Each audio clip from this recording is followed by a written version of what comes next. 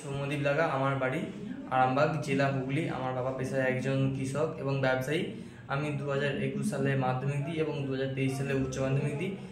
এবং অনেকে এরপর সাজেশন দিয়েছিল এইচএসের পর হায়ার এডুকেশন করার জন্য, কিন্তু আমি পলিটেকনিক পড়াশোনা পছন্দ করি, তাই আমি জেক্সো দিয়েছিলাম এবং আমি গভর্নমেন্ট কলেজের সুযোগও পেয়েছিলাম।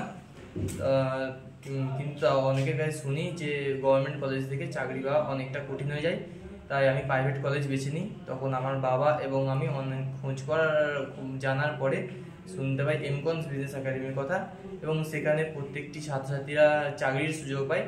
তাই আমিও সেখানে মেকানিক্যাল ইঞ্জিনিয়ারিং ট্রেডে অ্যাডমিশন করি এবং সেখানে আমি ভালোভাবে পড়াশোনা করার পর এবং স্যারদের সহযোগিতা নিয়ে